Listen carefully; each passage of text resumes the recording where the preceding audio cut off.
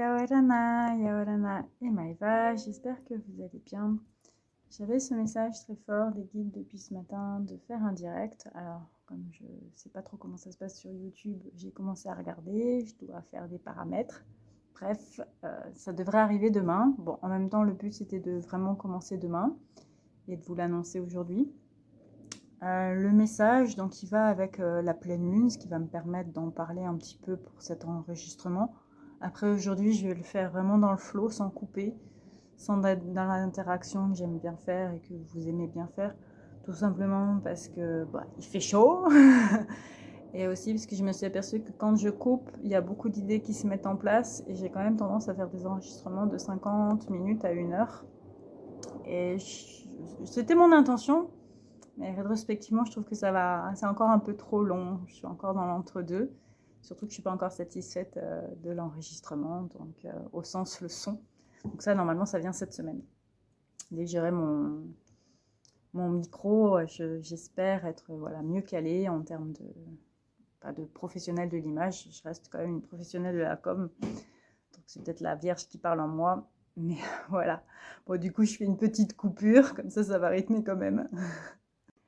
Yaorana, Yaorana et Maëva. Aujourd'hui, nous allons parler un petit peu de la pleine lune et surtout d'un message très fort pour préparer la pleine lune, qui est un message de travail sur les 7 chakras et sur les mémoires et notamment les couches de mémoire que nous avons en nous. Ce qui va être une manière pour vous d'apprendre ou de connaître un petit peu ma méthode. Voilà, merci. Qui est une méthode que j'ai reçue vraiment dans la première année de mon enseignement.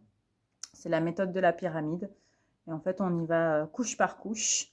Et le but, c'est de nettoyer les chakras, mais c'est de surtout nettoyer les différents niveaux de mémoire. Et en pleine saison du cancer, c'est vraiment le moment, quoi. Donc, je vous mets juste après une introduction d'introduction et puis on commence. Alors, le nettoyage des couches par la symbolique de la pyramide, elle vient en fait avec l'idée que le cancer en polynésien, c'est le tupa. Et donc, on dit le tupa, c'est le tapu, si on échange les lettres. Après, c'est aussi le puta et le patu. Ça veut dire, en gros, parce que le but c'est de délivrer certains secrets pour que certains secrets restent aussi hermétiques, pour que ça reste sacré. Le secret est sacré, le sacré est secret. Donc on explique certaines choses, mais on n'explique pas tout. L'initiation par la pyramide, je l'ai reçue personnellement entre avril. Je fais un lapsus, mais qui est révélateur, parce que c'est vrai qu'en avril de l'année 2016, j'étais à Fakarava et c'était pour moi une très forte connexion à Reiki, qui est l'espace en fait des âmes en commun en Polynésie, au Tupuna, on va dire polynésien, et beaucoup d'animaux, beaucoup d'arc-en-ciel. Et ensuite est venu pendant l'été, donc l'été de mon initiation, qui correspond dans la tradition sacrée à une disparition des Pléiades dans le ciel polynésien. Donc la tradition sacrée veut qu'on soit initié à partir du mois de mai-juin de manière assez intense, jusqu'en novembre, avec une forme de mise en action à partir de la fin du mois de novembre et des tests, entre guillemets, des pratiques. Donc c'est un petit peu ce qui m'est arrivé. Ce qui veut dire que pendant cet été-là, j'ai reçu un des premiers outils qui va être finalement le Taroua. Le but de l'initiation chamanique, c'est de révéler en chacun son potentiel. Son potentiel de lumière, son potentiel de... Alors on peut parler de guérison. En ce moment, je parle peu et j'aime peu parler de guérison parce que je trouve qu'il y a beaucoup d'ego maintenant dans ce mot-là. Et il est dangereux parce qu'on confond de plus en plus, je trouve, les attributs de la médecine chamanique avec la médecine énergétique, la médecine allopathique, la médecine classique, la médecine physique, la médecine psychologique. Toutes les médecines ont leurs vertus. Et parler de guérison, donc c'est ce qui rit à l'unisson, c'est finalement aussi de replacer la personnalité de chacun dans sa capacité à voir ce qui lui arrive avec cette gaieté, mais aussi de replacer, et ça c'est très important sur la période du moment qui est la période de Saturne en Bélier, c'est la responsabilité de chacun vis-à-vis de ce qu'il porte. Donc en ce moment, on rentre dans un grand moment de nettoyage cellulaire. Il est très intense et très... En fait, il faut comprendre qu'on est dans une nouvelle ère. Pour les astres, c'est comme si... je pourrais dire qu'ils avaient vécu 20 ans dans une maison et on change de maison. C'est une autre manière de dire, c'est aussi les astres viennent de vivre une vie et commencent une nouvelle vie. C'est une autre manière d'expliquer ce qui se passe en ce moment. Donc, si tout ceci se passe en ce moment, normalement, si on est en train de vivre une nouvelle vie, c'est le moment de la conception, ou en tout cas, on pense à la conception de l'enfant. Et qu'est-ce qu'on pense en général? On pense à son bien-être et à son héritage génétique. Alors, c'est pas forcément conscient, hein. Je dis pas que chaque parent qui va faire un enfant va penser à l'héritage génétique qu'il va donner à son enfant. On y pense en tout cas inconsciemment. Certains, bien sûr, vont y penser consciemment, surtout si on est porteur de maladies. Donc ça va être un vrai enjeu pour pouvoir se dire qu'est-ce qu'on va donner à cet enfant. Donc en ce moment, c'est la première fois que le cancer arrive avec les 3 majeurs, donc dans 3 nouvelles maisons. Je répète et je replace et je ferai une petite coupure après ça. C'est de dire que donc Pluton est en Verseau, qu'il était en Poisson, donc il nous faisait travailler sur les illusions, là il nous fait travailler sur notre capacité à être en communauté. Neptune était en Poisson, il était chez lui, donc il nous travaillait sur nos addictions et ce que c'est la relation à la dépendance et l'indépendance. Là, il est en Bélier, donc il est dans l'intégration de son identité. Et Uranus était en Taureau, donc il était dans la surprise et la mise au défi de ce qui est matériel et important pour nous, mais aussi dans notre relation au plaisir et à la vie. Et maintenant, il passe en Gémeaux, donc il est dans la réflexion de qu'est-ce que c'est l'esprit, qu'est-ce que c'est la curiosité. Ce qui est beau à dire, c'est que maintenant qu'on rentre dans cette nouvelle configuration énergétique, on rentre vraiment dans une configuration énergétique qui nous parle de... je bloque en disant... En fait, je suis un peu embêtée parce que je me dis finalement, je ne devrais pas faire de montage. Ça va encore prendre encore plein de temps, donc j'ai une donnée complètement physique qui intervient sur ma prise de parole. Bon, ok, on passe. Ça perturbe. Ça fait un peu Gémeaux comme passage. Allez, voilà, on enlève. Merci beaucoup.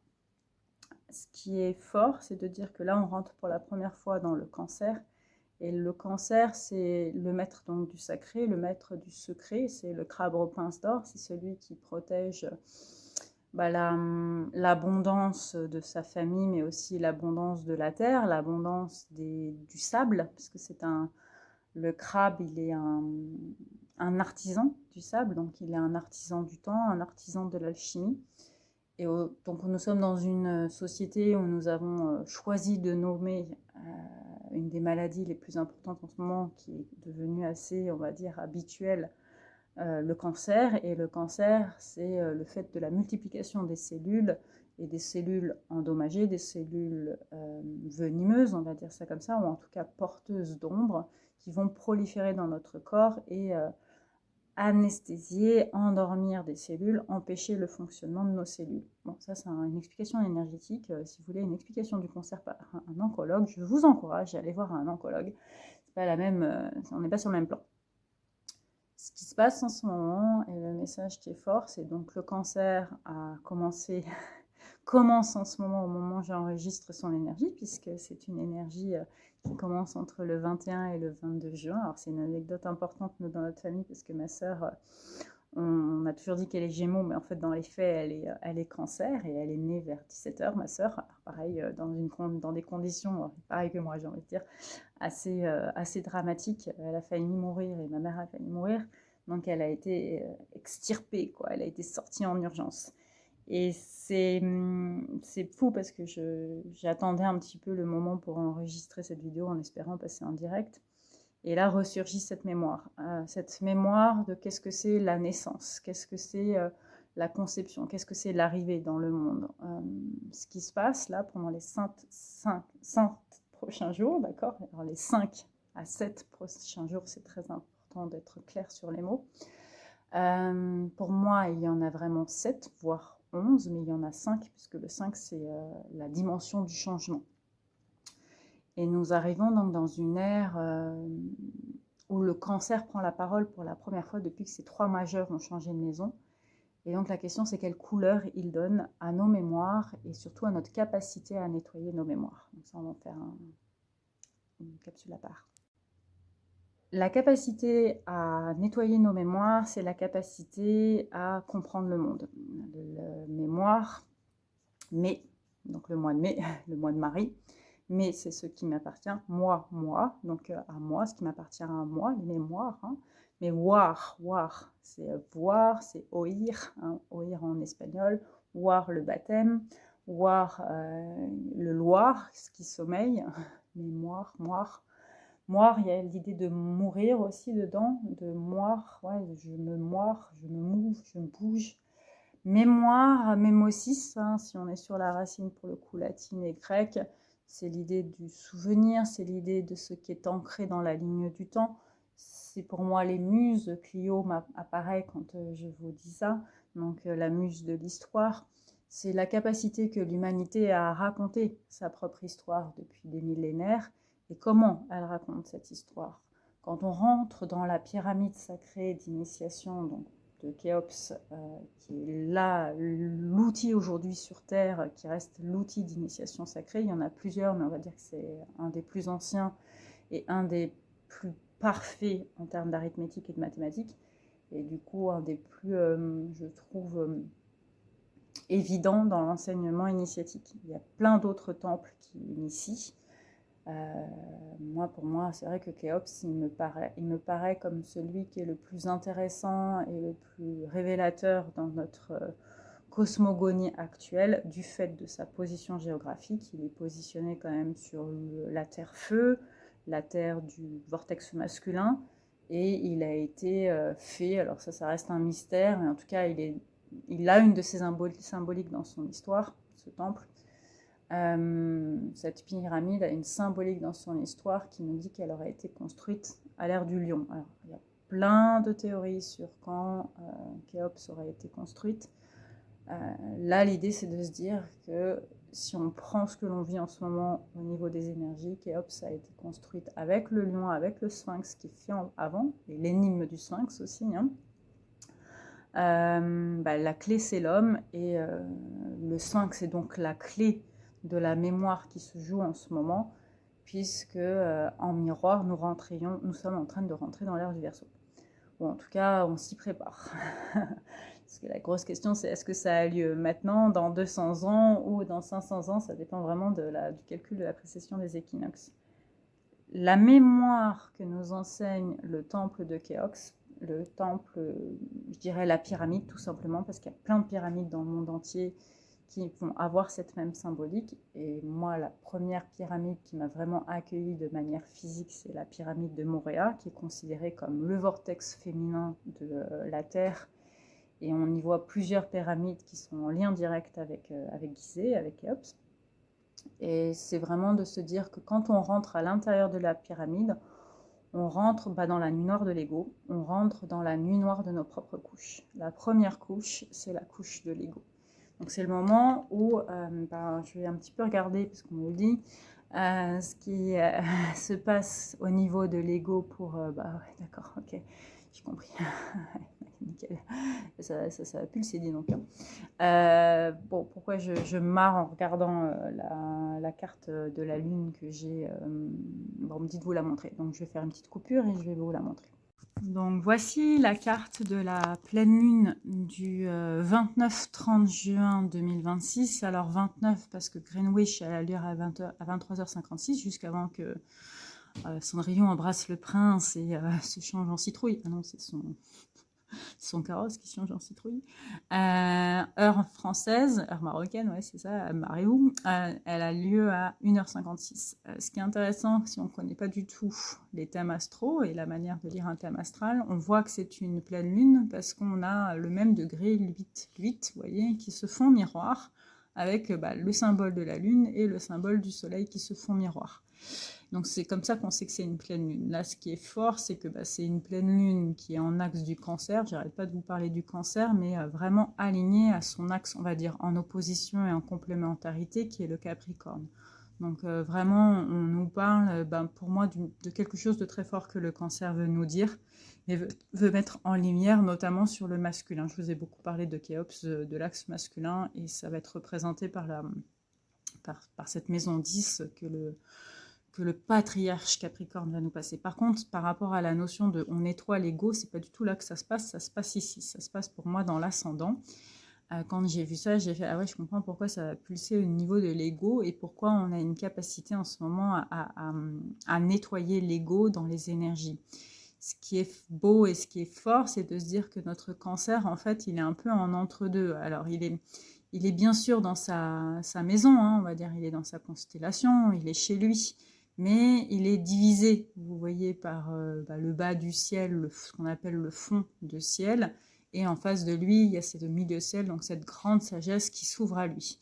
Et on le voit qu'il est guérisseur, tout simplement, parce que déjà, il est en connexion avec le monde lunaire et le monde de la Lilith, donc de la vision de la guérison. Et en fait, il va être aussi surtout guérisseur, parce qu'il est en lien très fort, en fait, avec... Alors, on ne le voit pas là, c'est énergétique. Je suis en train de me dire, je suis en train de donner une explication énergétique, pas une explication astrologique. En fait, pour moi, quand je regarde l'activité du Cancer, je le vois fortement en connexion avec la Junon. Donc, il est en train de renouer, relier des énergies de liberté, de libération, d'expression de soi. Maintenant, sur l'aspect astrologique, alors on a quand même des choses pas très sympas. C'est quand on voit les lignes rouges, donc ça veut dire qu'on a des tensions. Et qu'on a une tension forte entre Lune, Bélier avec à la fois, alors c'est Saturne et Pallas, ouais, besoin de justice. Moi je dirais que c'est avec l'ensemble du monde qui est en Bélier en ce moment, et lui-même, donc le Soleil. Ce qui se passe ici, c'est la révélation de l'ego, le travail de l'ego, et l'ego dans sa propre profondeur. Alors je vous disais, en ce moment, on a quand même 2 planètes importantes qui sont dans le Bélier. Ça ne veut pas dire que le Bélier est le propre de l'ego, hein. C'est juste qu'il nous parle de la première couche de mémoire, le Bélier, avec le Lion. Alors, il fait quoi notre ami Lion ? Notre ami Lion, il essaye de nous donner un petit peu d'amour pour nous aider à faire tout ça. Et en plus, il est bien chez lui, il habite bien chez lui en ce moment, Lion. Oui, mais c'est parce qu'il se prépare à l'éclipse, hein. Je pense qu'il est en train de nous préparer quelque chose de très fort pour l'éclipse. Et puis, de toute façon, il ne va pas tarder à avoir... voilà, il a en fait Jupiter, et entre guillemets, il prend le relais de l'abondance sur lui-même à partir du 30 juin, après le 30 juin. Donc on voit hein, là, vous voyez, Jupiter va passer en Lion. Ici, ce qui se passe, c'est que ça nous fait travailler sur cette notion de la naissance, la notion de la conception et de la naissance. Quand j'enseigne le thème astral, j'enseigne que toute cette partie, c'est une double lecture. De toute façon, tout est toujours double lecture, voire triple lecture. Si on n'en voit qu'une, c'est pas intéressant. Là, c'est la lecture des éléments, et la lecture des éléments, notamment par rapport à l'âge. Et en fait, toute cette partie-là, dans l'élément qui est l'élément feu, parce qu'en fait, le premier élément, c'est l'élémentaire, c'est le feu de la conception. Et là, on a énormément de monde qui est en train de travailler sur, je dirais, une nouvelle conception de l'ego à l'échelle humanitaire. Et le message, c'est qu'en ce moment, on a besoin de travailler vraiment fondamentalement sur notre ego. Donc, ce qui travaille beaucoup en ce moment, c'est les mémoires autour du chakra couronne et du troisième œil. Maintenant, le message de cette tulle, c'est vraiment de dire on va travailler cette semaine. Donc, à partir de lundi, on va faire des mini-soins ensemble et des soins d'explication aussi, je suppose, de les différentes couches de mémoire qui travaillent en nous. Ça nous amènera normalement jusqu'à lundi prochain, qui sera le soir de la pleine lune, le 29-30 juin. Voilà, donc je vous annonce le programme. Je vais m'arrêter là parce qu'il faut que je monte et je voulais publier 18h30, il est 19h06, tout va bien dans ce monde très matériel. Oui, d'ailleurs, il y a un petit truc, je sais pas ce que c'est. Ah oui, c'est mon truc de... D'accord, tout va bien. Le message de cette pleine lune et de cette entrée de la lune en cancer et du soleil en cancer, hein, c'est plutôt ça, plutôt du soleil en cancer, parce que la nouvelle lune en Cancer, aligné Cancer, aligné Soleil, elle aura lieu le 14 juillet. Donc on est vraiment sur... je prends cette opportunité de 7 jours pour travailler sur mes mémoires cellulaires et travailler sur le cancer. Donc les secrets qui sont sacrés dans ma famille, mais les sacrés secrets aussi qui sont dans ma famille. Donc ce qui pourrait être provoquant de blocage. Après, j'ai eu énormément de messages sur la maladie du cancer. Donc la maladie du cancer, c'est vraiment de dire qu'il y a un blocage dans l'incarnation de l'âme, parce que probablement une mémoire n'a pas été libérée, donc on refuse sa propre incarnation parce qu'on n'a pas réussi à libérer la mémoire. Ça ne veut pas dire qu'on est en échec depuis à peu près 50 ans, avec une accélération du nombre de cancers et aussi des méthodes thérapeutiques qui nous aident à de mieux en mieux vivre le cancer, il faut quand même être clair. Je dirais qu'on est sur une rupture de la mémoire en ce moment. On ne veut plus se souvenir. D'ailleurs, nos cerveaux mémoriels s'appauvrissent depuis 2-3 générations. On a moins de capacité à se souvenir. Ça va être accéléré par l'IA. C'est bien et c'est pas bien. C'est-à-dire que si on ne se souvient plus, on sait qu'on a accès à l'information de manière illimitée juste en se connectant. Donc ça veut dire qu'on va développer nos capacités à se connecter à la source. Donc aux grands logiciels et disques durs de l'univers. Par contre, si on ne se souvient pas, ça veut aussi dire que l'on peut manquer des mémoires. Pour moi, c'est la symbolique de l'appendicite dans le chamanisme de l'eau. C'est tout l'enjeu de est-ce que je garde mon appendice ou est-ce que je l'enlève. C'est exactement ça. Si je la garde, je veux porter la mémoire, mais du coup, je suis plus apte à répéter et même à porter des choses qui ne m'appartiennent pas. Si je ne la garde pas, je me déleste d'un poids à porter. Je choisis de me couper de ce poids à porter, mais je peux risquer là aussi de répéter parce que je n'ai plus la mémoire, donc je vais répéter ce qu'a fait un de mes aïeuls. Sachant que nos aïeuls, c'est le monde entier, mais c'est aussi les générations à venir, les abuelos chez les Espagnols, au Chili, quand on a enseigné ce que c'était la notion de abuelos au Chili, c'est aussi les descendants, c'est les personnes qui nous viennent après nous. Donc on a vraiment en ce moment un message fort sur vous pouvez écrire une mémoire comme vous pouvez débloquer une mémoire. Voilà, je vous donne rendez-vous à partir de demain. De mes mains, d'accord, de mes mains. On fera, j'espère en direct, des soins sur l'ego. Un sacré programme. Donc le premier chakra qui est le chakra de l'ego. Donc si vous voulez l'attribuer à un chakra, on va dire sanskrit indien, ce serait le chakra sécurité. Voilà, en attendant, je vous remercie pour vos commentaires, je vous remercie pour vos abonnements, vos likes. Et j'espère que cette semaine vous fera du bien.